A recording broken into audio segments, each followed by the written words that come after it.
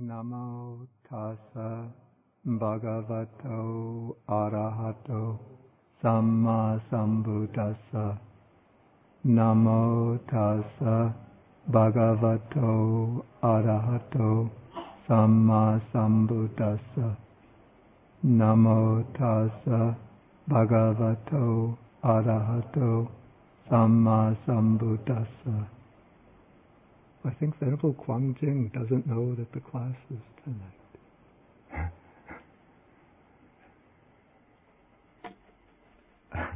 Okay, good evening, everyone.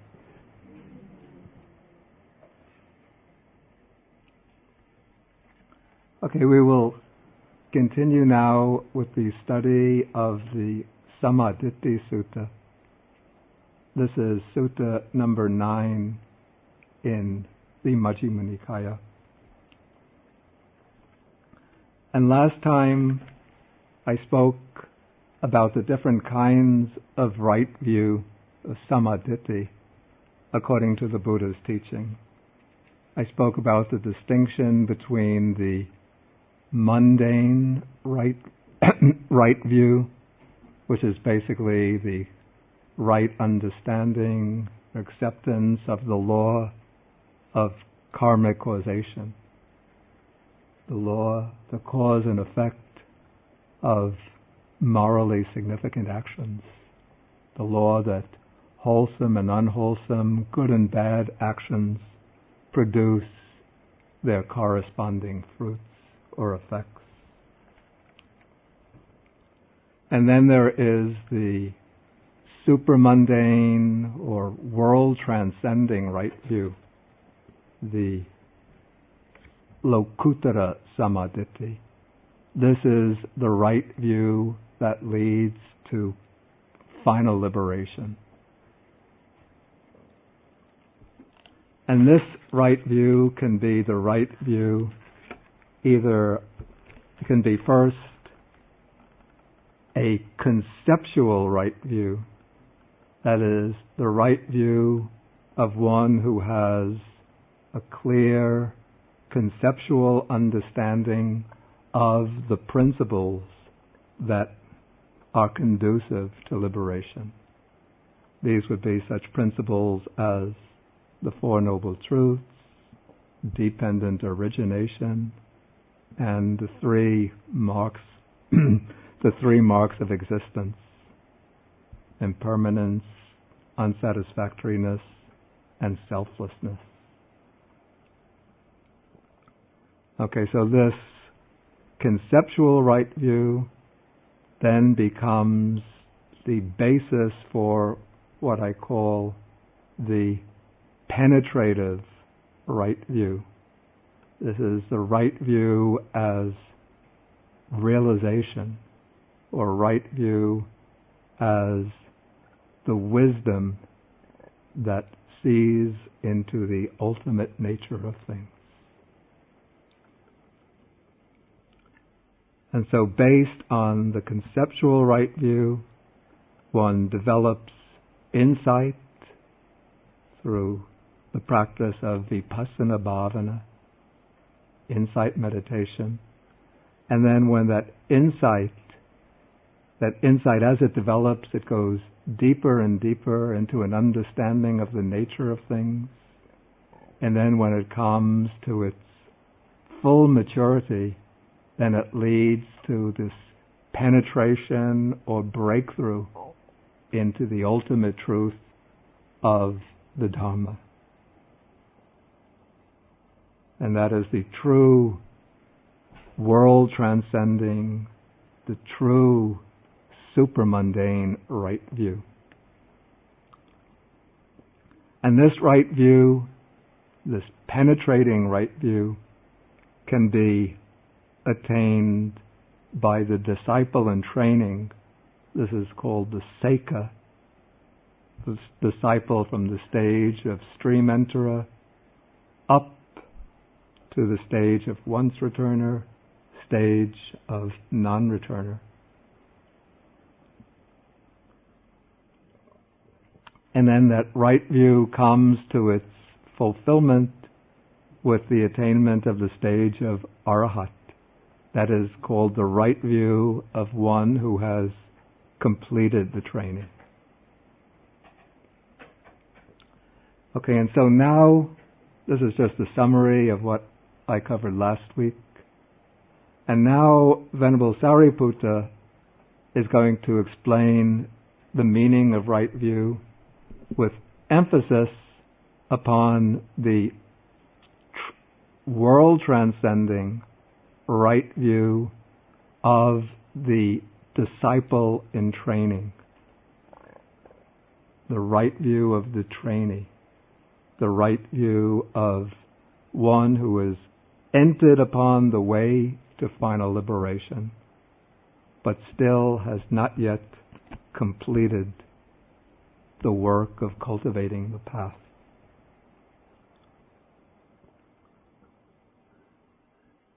And we know that this is the case from the way Venerable Sariputta opens the discourse. He says, "In what way is a noble disciple one of right view, whose view is straight?" Okay, this could be anybody of right view, but then he says, "who has perfect confidence or unwavering confidence in the Dhamma." This is Avecha Pasada. That is a kind of tag word or key expression, which indicates definitely that this is the right view of somebody who has reached at least the stage of Sotapanna, stream entry. Because perfect confidence or unwavering confidence in the Dhamma is one of the four defining features, one of the four factors of a stream enterer,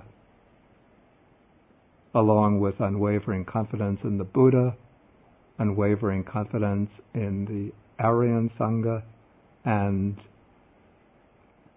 observing very, very strictly and carefully the 5 precepts.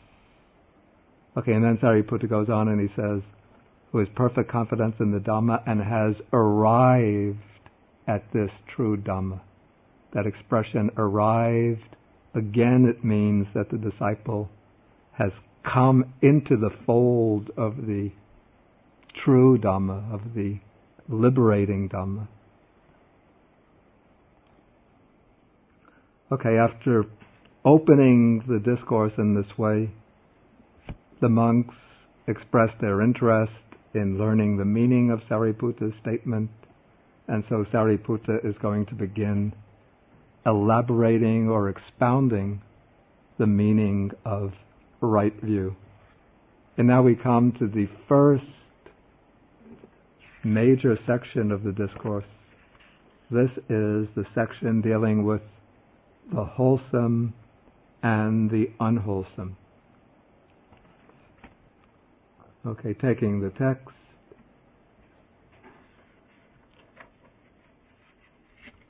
Venerable Sariputta says, "When, friends, a noble disciple understands the unwholesome and the root of the unwholesome, and he understands the wholesome and the root of the wholesome, in that way he is one of right view, whose view is straight, who has perfect or unwavering confidence in the Dhamma, and has arrived at this true Dhamma."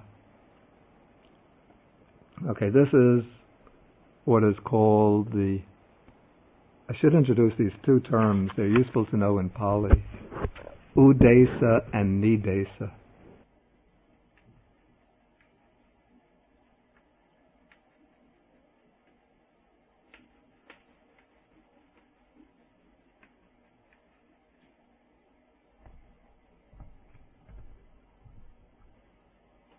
Okay, Udesa might be translated the condensed presentation of the teaching, and Nidesa is the elaborate presentation of the teaching. So very often when you read the suttas, you see the Buddha will begin with a paragraph in which he presents certain key ideas. It's kind of the opening paragraph either of a whole sutta or of a section of the sutta.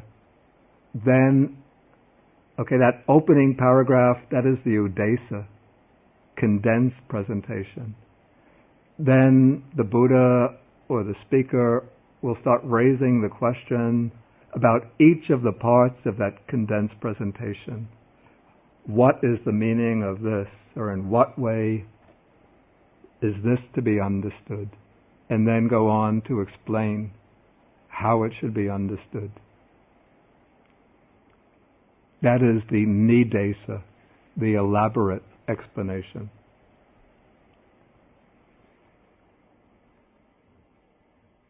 Okay, so here in paragraph 3, that is the udesa, condensed presentation of this section.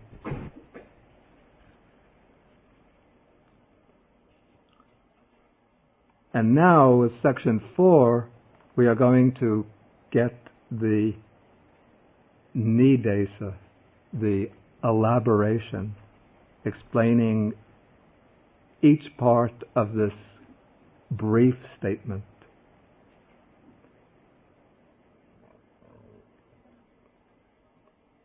So first, Sariputta raises the questions about each of these terms. What is the unwholesome? What is the root of the unwholesome? What is the wholesome?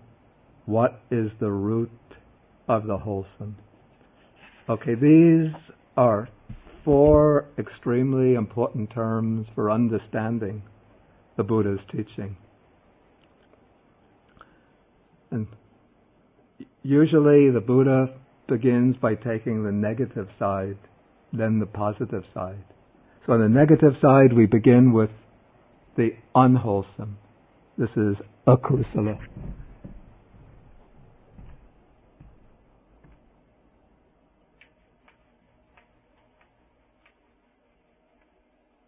And the positive side.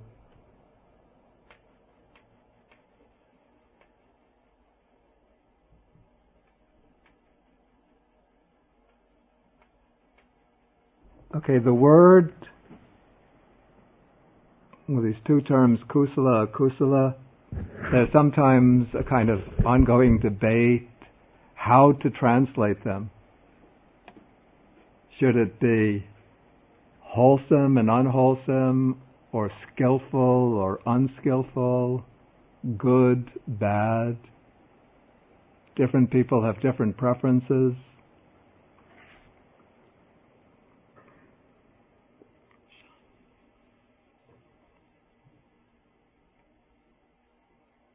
The commentaries give us some helpful indications to understand the way these terms are actually used, or let's say the meaning that can be derived from the use of these terms. And so it's quite useful to consult the commentaries on this. And the commentaries explain the term unwholesome. They take a number of uses of this term, and they take 3 aspects of what is akusala. So what is akusala, they say, should be understood as what is unhealthy, what is, call it psychologically, spiritually unhealthy. That's one aspect. Another aspect is what is blameworthy, blamable, what's open to censure, to criticism. So this is looking at what is unwholesome from the moral point of view, considering it to be something which is open to moral condemnation.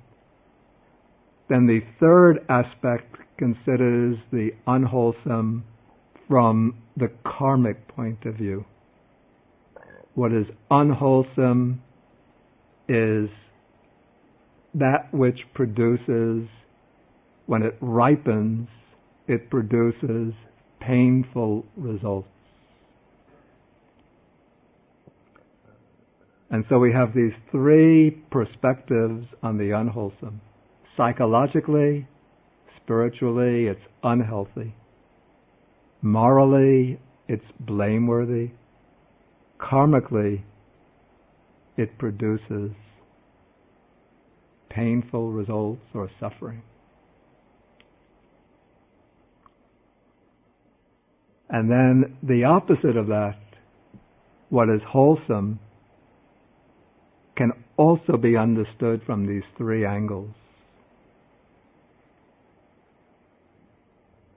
So what is wholesome is what is healthy, psychologically, spiritually healthy, beneficial.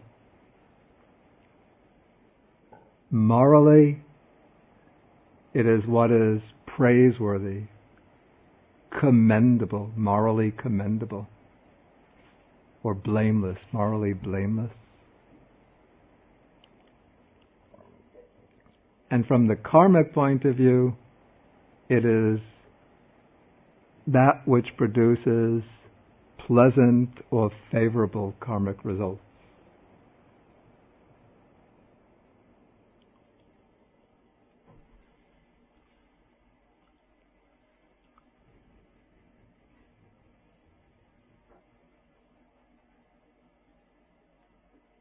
And again, the commentaries say that what is unwholesome is what is connected with defilements. Call it what is defiled or contaminated by defilements. While what is unwholesome is what is undefiled or not contaminated by defilements. And the unwholesome and the wholesome have a very wide range in the Buddha's teaching. They cover many, many states of mind, many intentions, many types of actions. And so we could say that the Buddha has divided human conduct, thought, attitudes, emotions, right down the middle into these two compartments of the wholesome and the unwholesome. But here in this sutta, Venerable Sariputta has selected, we call this the most important category of the unwholesome and the unwholesome in terms of actions, possible types of actions. And to represent the unwholesome, he uses the 10 courses or 10 classes of unwholesome karma. 10 types, main types of unwholesome action. I've gone through these 10 types of unwholesome action in a number of classes, but now we're going to look at them in a somewhat different angle. First, I'll just go through them in a general way. We have 3 which are types of unwholesome bodily action.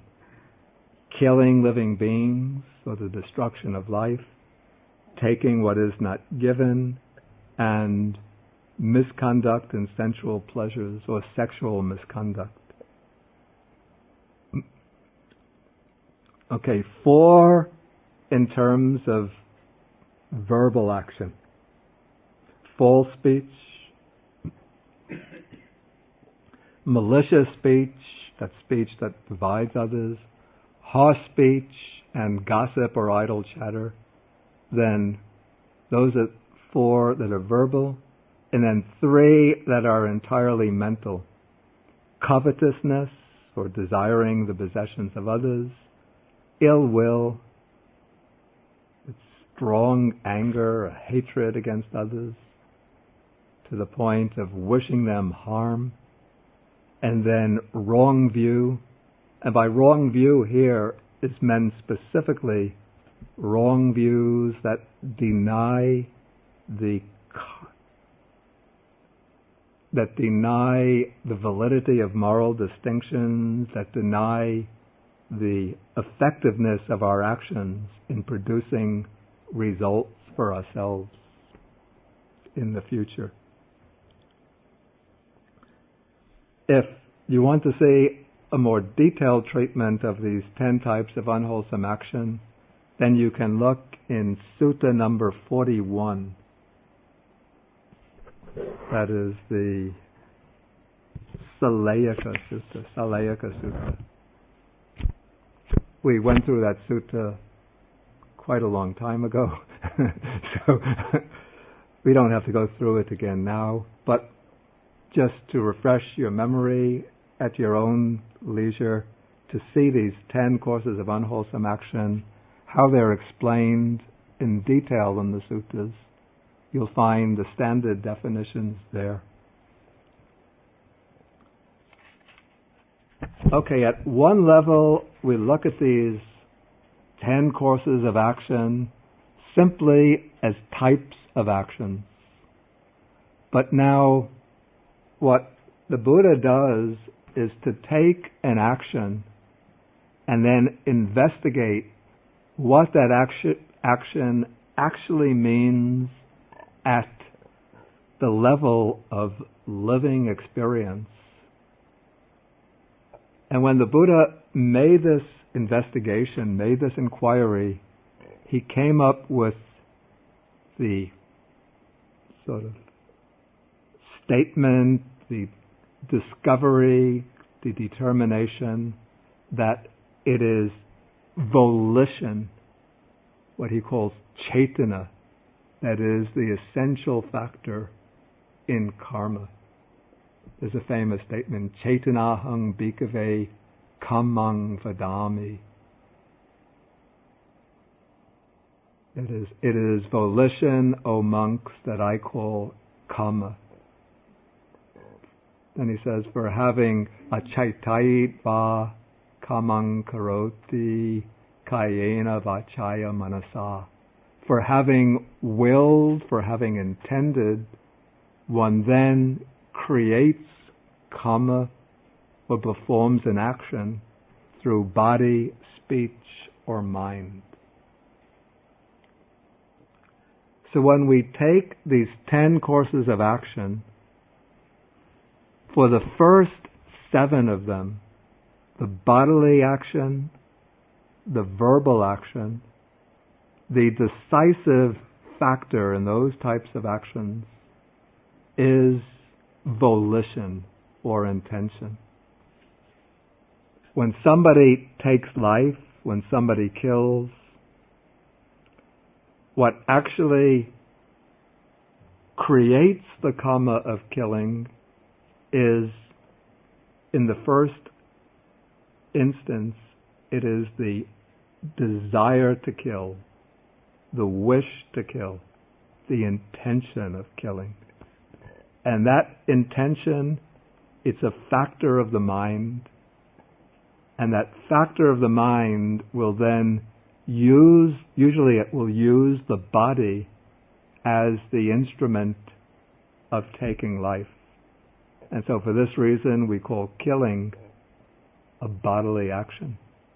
So sometimes the killing can take place using speech as its instrument. For example, when people get together, conspire to kill, one person just sits there. Usually it's like the big man, the chief. He gives the order to just the henchmen. You go out and kill so-and-so. You go and assassinate that person. And then it's the little henchmen who go out and pull the trigger or plunge the knife. But it's the big man who's sitting there who gives the orders. He also gets the karma of killing if death takes place. Similarly, in war, when generals give the orders to their troops to kill, the generals also get the karma of killing. They don't escape just because they're giving commands. And so it's the intention that initiates the action, but for the action, the karma, to actually reach its fullness, that intention has to achieve its aim. If somebody has the intention of killing, tries to kill, but the attempt to kill is not successful, the person doesn't get hit by the bullet, the person gets injured but doesn't die, then the karma of killing, it's not committed. Though the person who attempts the act of killing gets a very heavy karma, but it's not the same as the karma of killing. Because the karma, the intention, has to fulfill its purpose in order for it to generate the full karma.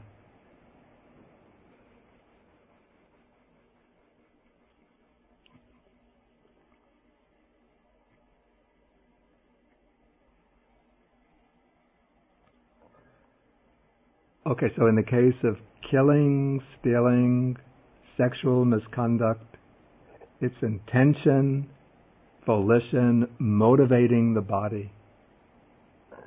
Generally the body. And it's that which creates the unwholesome karma. In the case of the 4 types of verbal karma, verbal action, again, it is intention.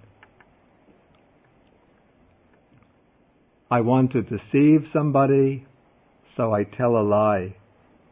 It is the wish to deceive, the intention to deceive, the intention to mislead that is responsible for the karma of telling a deliberate lie. But that intention uses the vocal apparatus to communicate a falsehood. And when that statement gets communicated, whether the other person believes it or not, as long as that person understands what is said, it gives rise to the karma of telling a deliberate lie. Similarly, in the other cases,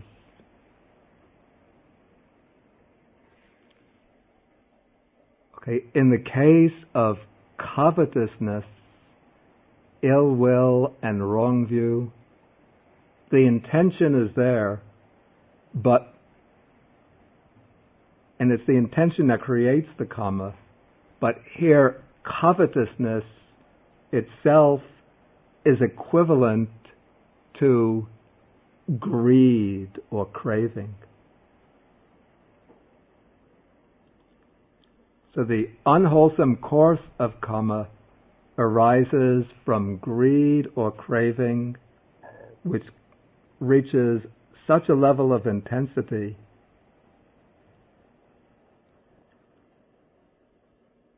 that it takes the form of a desire to acquire the possessions of others. And ill will is anger or hatred, another mental factor associated with volition.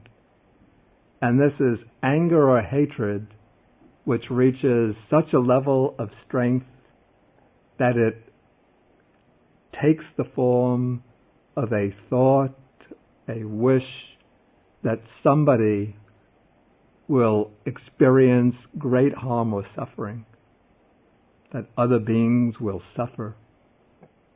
Ordinary anger or hatred, it's unwholesome, but it's not an unwholesome course of karma. It becomes a course of karma when it becomes so strong that it manifests as an actual wish that somebody will undergo harm or suffering. And again, wrong view is a particular mental factor. It's a mental factor in its own right, simply called wrong view. And this wrong view becomes an unwholesome course of karma when it takes the form of a view that denies the validity of moral distinctions, that denies that we are responsible for our actions, that denies that our actions will have some kind of rebound effect upon ourselves in the future.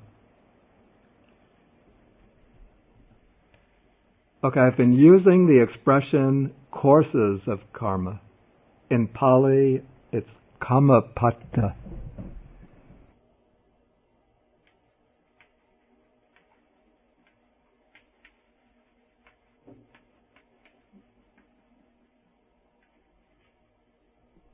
The word kammapada, actually it could be translated a path of karma, because the Pali word pata actually means a path.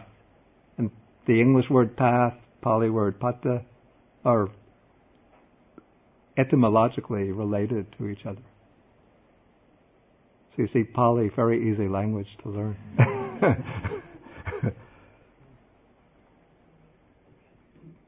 So we create many, many types of actions, but what is the defining mark of a path of action is an action which is of such a distinctive type that it can take on the role of governing the rebirth process. It is that type of action which can, at the moment of death, come up to the surface of consciousness and then govern the movement of consciousness from one life to the next and bring about a particular type of rebirth.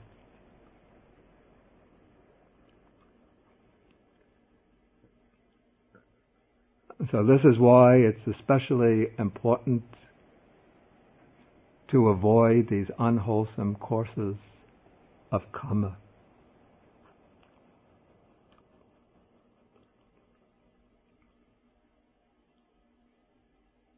Okay, and where do these unwholesome courses of karma originate from? Okay, they all originate from the mind. That's why in the Dhammapada, the first verse of the Dhammapada, the Buddha says, Mano pubhangama dhamma, mano setta, mano maya, manasa cha, padutena bhasati va karoti va tatonang dukam anveti, chakangva vato padang. That is, all dhammas, all phenomena arise from the mind. They are all governed by the mind, and they are all fashioned or made by the mind. But within the mind is of many different types. Within the mind, what is it in particular that gives rise to these unwholesome types of action?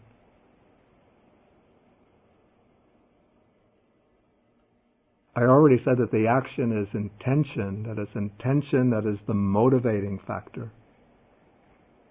But what governs the intention is the particular root from which that intention arises.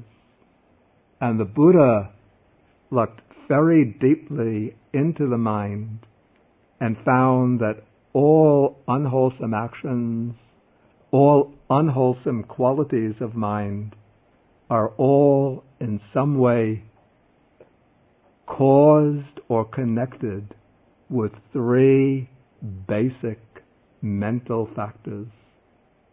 And these he calls the unwholesome roots. They're called the unwholesome roots first because they are unwholesome themselves, and second because they give rise to everything else that is unwholesome. And these three unwholesome roots are greed, hatred, and delusion. Lobha, dosa, moha.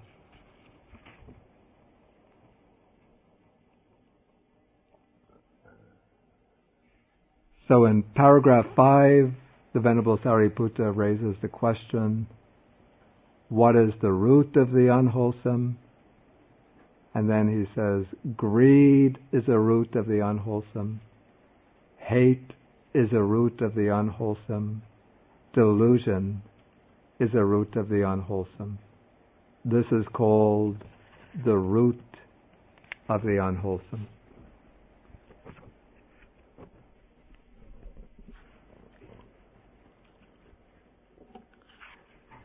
Then one can work out at one's own convenience or leisure. One could work out connections between particular unwholesome roots and particular courses of unwholesome karma. And sometimes the relations can become quite more complex than you would think at first sight. For example, we usually think killing of living beings has to spring from hatred, but actually if you reflect, you see often people kill from greed. They want to get people's wealth. People in one country want territory that belongs to people in another country, so they'll kill them to get the territory.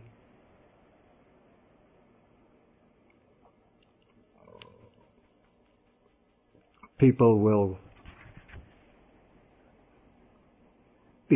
grasp on to deluded views, wrong ideologies, and on that basis they'll kill. So we could say delusion then becomes the strong root of killing. And so all three of these can be at the root of many of these types of unwholesome actions.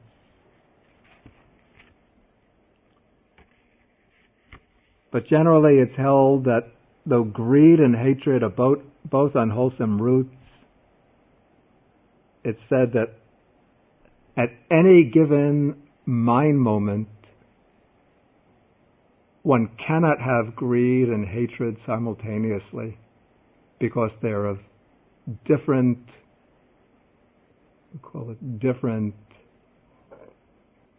electrical charges, so to speak, different valences.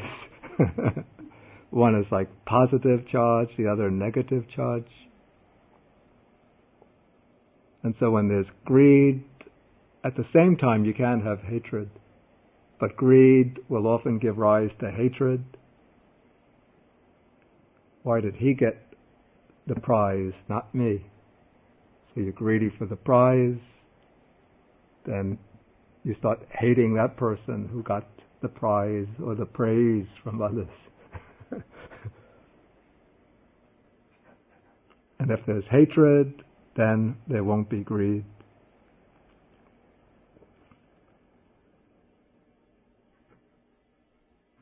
Is this true in the Abhidhammakosha system also?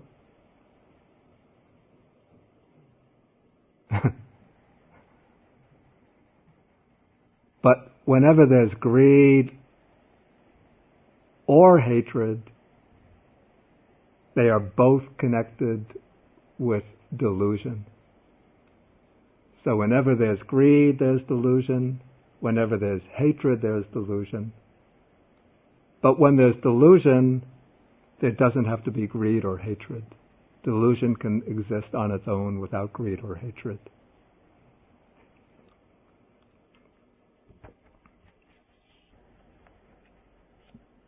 Okay, then we come to the wholesome side of the mind, the wholesome side of action.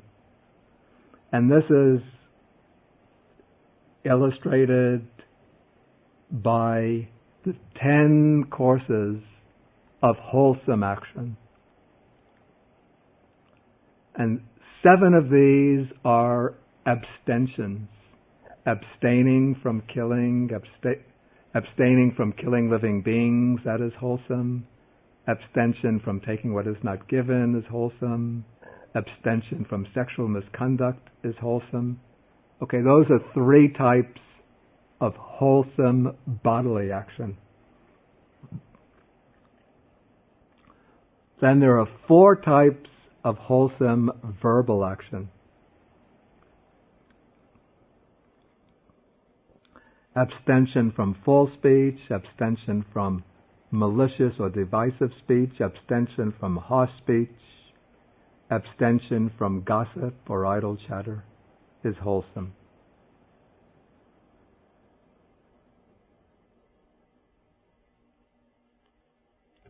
Okay, it's important to understand this word abstention because there are different types of abstention.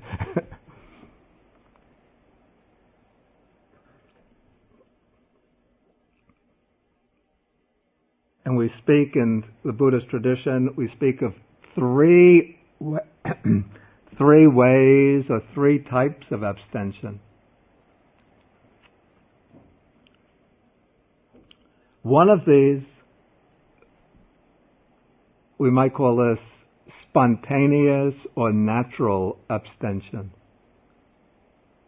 This is the case where a person has been told, or he's learned through his education, it's not good to kill, not good to steal, not good to tell lies, and so on. And so just through that training, when a person meets an opportunity, say, to kill, say, a young boy, his friends say, we're going hunting or we're going fishing, come along and join us. He wants to join his friends, but then he thinks, it's not good to kill, so I won't go killing, I won't go hunting, I won't go fishing. Or else, maybe somebody starts getting into an argument with somebody else, the volume of the voices start to rise, and then he's tempted to start yelling at the other person angrily, but then he thinks it's not good to speak harshly to others, and so then he cools down and restrains himself. Okay, this we call the natural or spontaneous abstinence. And this is good, it's wholesome, but the natural, spontaneous abstinence is somewhat weak, and if one isn't careful, one could easily be tempted to break the abstinence. The friends start putting pressure on him and say, come on, we're going to have a great time, you don't want to be left out. What are you going to do? It's a nice, sunny Sunday afternoon. And then he's going to think, all of my friends, they'll be making fun of me. Okay, I'll go along fishing today. My parents won't know. I'll borrow one of their friends' fishing rods. Or else one gets into the argument, voices start rising, and then one loses control and starts shouting. Okay, so to safeguard against that comes the next stronger type of abstinence, and this is called abstinence through undertaking. And that is abstinence through undertaking precepts or through undertaking the training.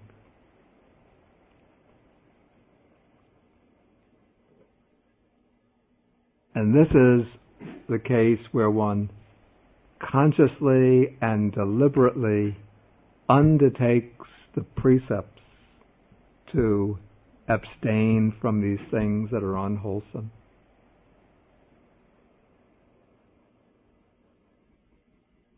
Usually in Buddhism, for lay people, we give 5 precepts, but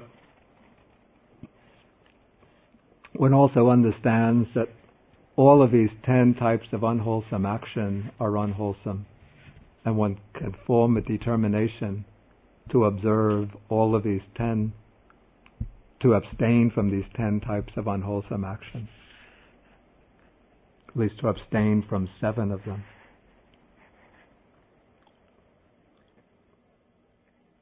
And when one abstains, then one has this stronger protection because one knows one has undertaken this precept. And so when one is tempted to overstep the boundaries and to commit one of these unwholesome actions, then one remembers that I have undertaken this precept and I have to observe this precept. And so the precept serves as a protection. Okay, the third type of abstinence is called abstinence by eradication. And this is the abstinence that takes place when, through developing the world transcending path, one cuts off the certain defilements that are responsible for the transgression of these precepts. For example, even at the stage of stream entry, actually this isn't actually said in the text. It isn't said that the stream enterer is completely incapable of breaking the 5 precepts.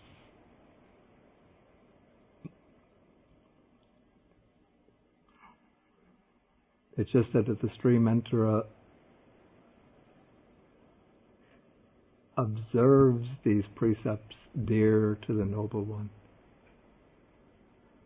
But anyway, when one cuts off defilements that are responsible for violations of the precepts, then one is no longer capable of breaking those precepts.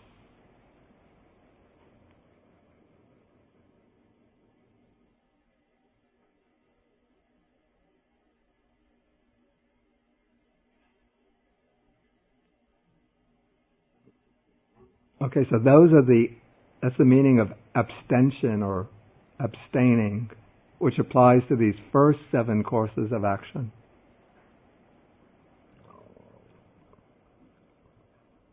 Then the other 3, what's called uncovetousness, is actually the mental factor of non-greed. Non-greed is not just the absence of greed, but it is a distinct mental factor which frees the mind temporarily from greed and which can express itself positively as generosity or as relinquishment, giving up. Non-ill will, again, is a mental factor, a distinct mental factor, not just the absence of ill will, but it's a distinct mental factor which can express itself positively as loving kindness, as friendliness. And then right view is the mental factor which accepts, adopts, and holds, in this case, to the right view of moral responsibility for actions, the working of the law of karma.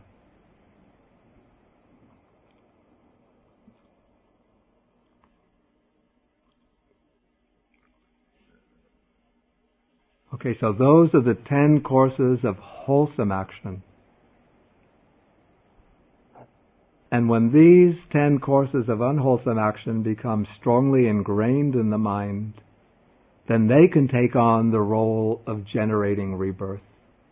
And when they take on that role, then they will produce a fortunate or favorable rebirth. The unwholesome courses of action, they will produce the unfortunate rebirth, rebirth in the lower realms. The wholesome courses of action will produce a favorable rebirth, rebirth in a favorable state of existence.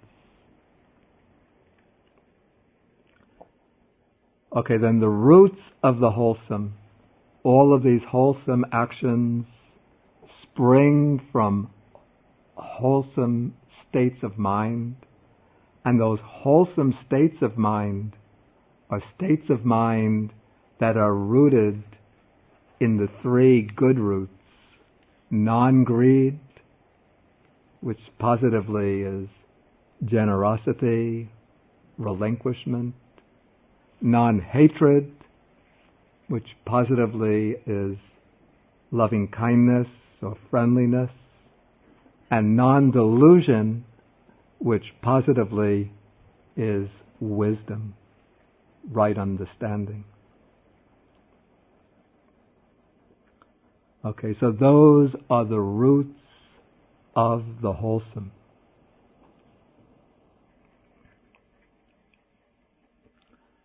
Okay, now the Venerable Sariputta has elaborated the 4 terms that he introduced in the Udesa, in the condensed presentation of the teaching. The unwholesome, the root of the unwholesome, the wholesome, and the root of the wholesome. And the understanding of these 4 terms, he says, this defines the right view of one who has a straight view, who has perfect confidence in the Dhamma, and who has arrived at this true Dhamma. In other words, all of these, the understanding of these 4 terms is part of the right view of the disciple in training, the one on the path.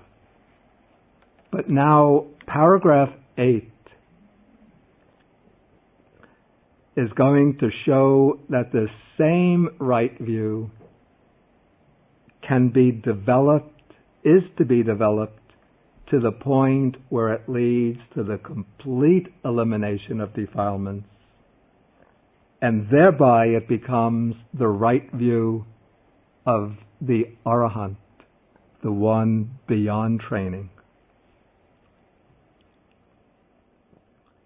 Okay, so here Venerable Sariputta says, when a noble disciple has thus understood the unwholesome and the root of the unwholesome, the wholesome and the root of the wholesome, okay, at that point we might suppose he's a stream enterer. Now he entirely abandons the underlying tendency to lust. He abolishes the underlying tendency to aversion. Okay, by lust here, the word raga is used. We could probably assume that this is kama raga, sensual lust. So by abandoning these 2 underlying tendencies, here the key word is anusaya.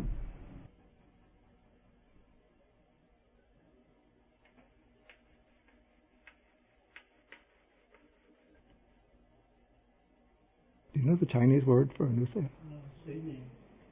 Sui mian, right, sui mian.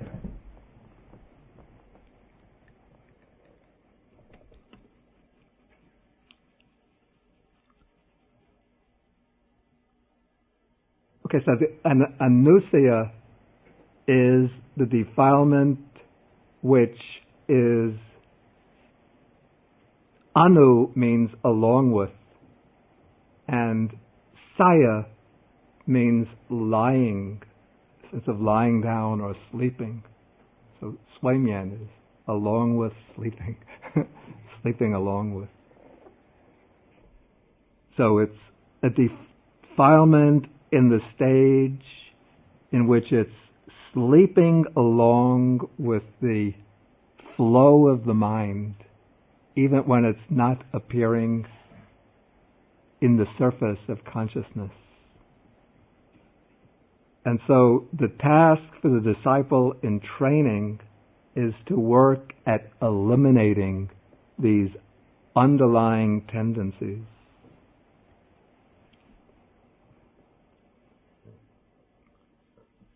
And so two of these underlying tendencies are sensual lust, kamaraga, and aversion, patika.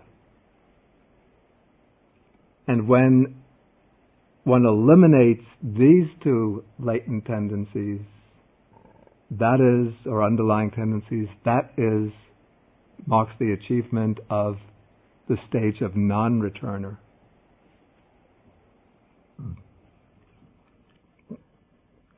But then he goes further and he extirpates the underlying tendency to the view and conceit I am. The text says, it's a little bit puzzling, it says, asmiti dittimana nusayang sam u hanitva. And what's puzzling is that the stream enterer should already have eliminated the view I am, because the stream enterer eliminates sakaya ditti, the view of an existing self. So it's something of a problem why the text says ditti man anusaya, view and conceit I am. The commentary has to give a sort of roundabout explanation, not completely convincing. It says what he eliminates is the conceit I am, which is similar to a view. But there's nothing in the Pali that indicates similar or resembling, no word that indicates that. And so I have to say one suspects that there's been some textual corruption, that something got added in which should not have been there. I think it would have been, the word ditti seems to have crept in somehow in the process of transmission.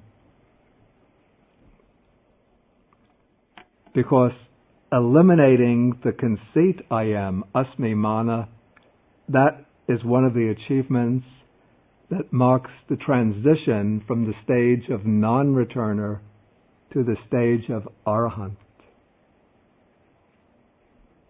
And then the final achievement is abandoning ignorance completely, the last layer of ignorance, and arousing true knowledge, or full knowledge, vijja.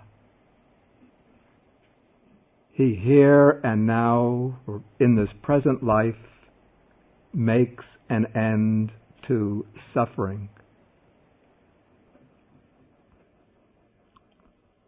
Then this last sentence is a little bit puzzling too.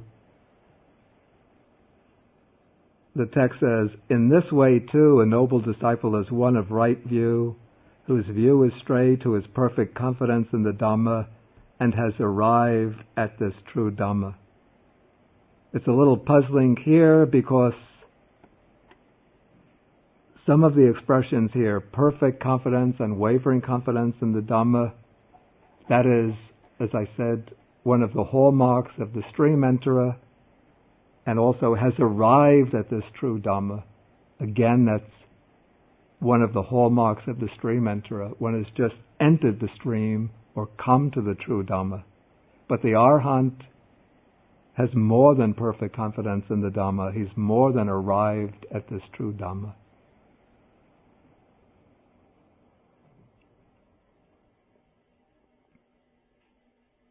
So it's something that's rather difficult to explain.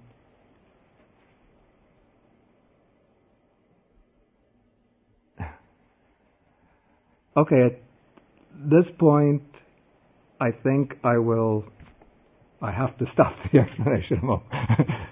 I'm over the time limit. But if there's any over my time limit, there's still time for questions. The first abstinence you referred to as? I call it, the first of those three types of abstinence, I call it spontaneous abstinence or natural abstinence. This is the kind of abstinence that it might be induced by a person's training and education, but it's not reinforced by actually undertaking a precept, or perhaps in another religion, receiving a commandment. And you were saying right view is a distinct mental factor that manifests as an understanding of karma, or is it? I would say as an acceptance. Acceptance. So it's less than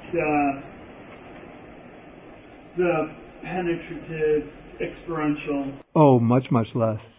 Because this is right view as one of the 10 types of wholesome karma is considered a kind of mundane virtue. Right. This is actually the mundane right view. Right. Okay. So this is not something specific to the Buddha's teaching. It can be had by those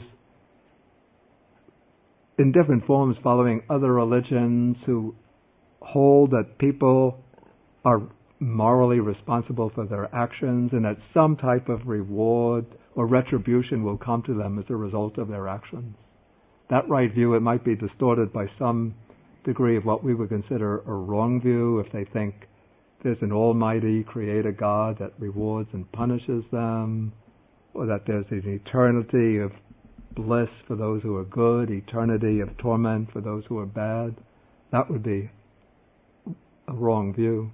But to the extent that they accept the idea of some retribution for good and bad actions, that would be some degree of right view.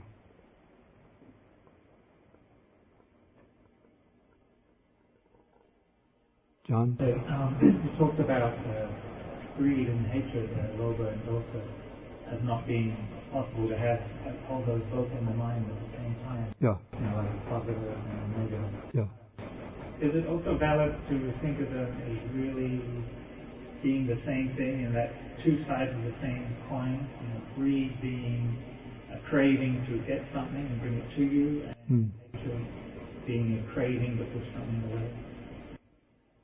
One might think of them in that way, but if we use like the technical terminology of the Dhamma, then craving is identified with greed rather than with aversion as tanha. So you might find, like in strings of synonyms, tanha used together with lobha, with greed, and with raga. But one doesn't see something like patigha tanha, aversion craving. So when we use English, we could speak about a craving to push something away. But in taking the precise meanings of the Pali words, the word craving just falls on the greed side rather than on the aversion side.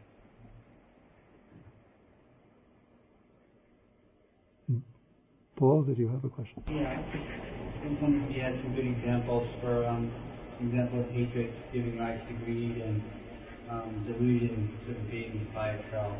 Okay. An example of hatred giving rise to greed.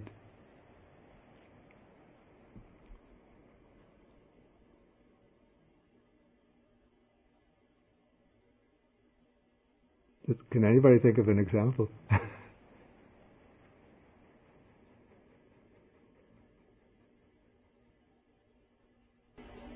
Didn't you say that they were opposites, that they could not be? I hadn't thought that hatred would be a cause for greed. I said that they were opposites, and because they're opposites, they can't exist simultaneously. But they can be causes for one another. I said they can be causes for one another at different moments of time. And I gave an example that greed can give rise to hatred. Maybe I have a good example. For example, one used to be very poor when he was young, and when that person grew up, that person became very greedy. From hatred, hate, being poor, to very greedy to get money. Somebody hating his poverty, that being a motive for becoming greedy. I think we would say somebody doesn't like to be poor.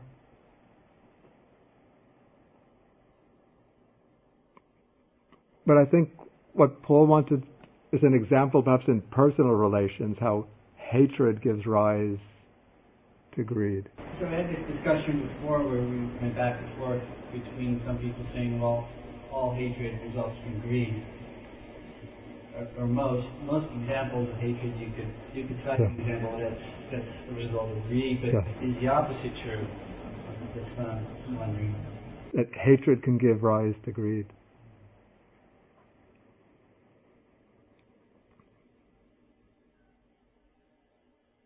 I would have to sit down and think about it. Unless somebody can help me out. I guess I can see sort of a roundabout example where if one hates another and the person that they hate has better stuff than them, that they would become greedy over their possessions. I think that's a very possible example. Okay, so if this is an example, one person hates another, has a kind of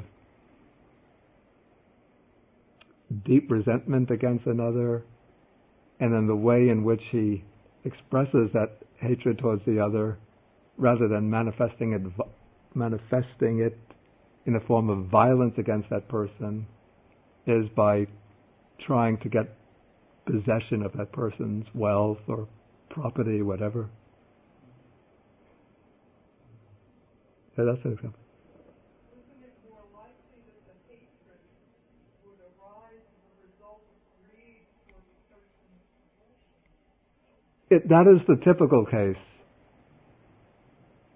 But we're trying to find an opposite case. And I think that it's quite psychologically possible where a person doesn't really have a deep-rooted greed for the other person's possessions in themselves, but just he has aversion towards that person and wants to take vengeance against that person by taking possession of that other person's belongings. Maybe taking delight in someone else's misfortune. Greed. Okay, that's a good example too. I was going to say that actually among adolescent girls, you might hear somebody success reported, and one of the girls will say, "Oh, I hate her," and it's just a way of saying I envy that accomplishment. Yeah. You know, she has perfect hair. Oh, I hate her. And it's hard to say what's cause and effect. It's just a kind of defensive attitude towards the world in general. That I didn't even know that I wanted to have perfect hair. But once I've seen it, suddenly it gives rise to, desire for what Marcia? I think so often that if you have hatred towards somebody, often your greed doesn't manifest to that person, it goes off in another direction. Like, for example, if you're really angry at your parent or something, a girl might go off on a shopping binge, and so the greed takes off. Mm-hmm. So that's just one. Okay. Anyway, we could work out different ways. Are there any other questions? Yeah, it's rather complicated. Any other questions? George? Yes. You said that volition is karma. That was one of the sayings of the Buddha. Yeah, that's one of the sayings of the Buddha. I understand that arahants generate no karma. That is so. But does that mean that arahants have no volition? A very good question. Arahants have volition, intention. Of course, in order to act, one has to have volition or intention. But that volition or intention doesn't generate new karma. That volition just arises. It will motivate whatever actions have to be done, and then it ceases. But it doesn't create any karma. Certainly, the arhat could not do anything unwholesome. Then whatever wholesome types of actions the arhat does don't create wholesome karma.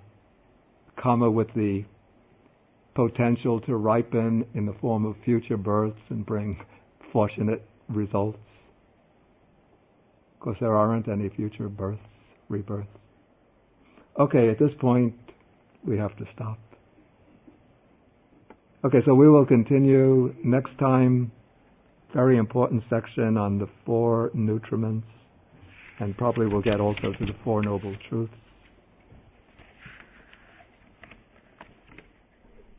And we'll end with the sharing of the merits, with the devas.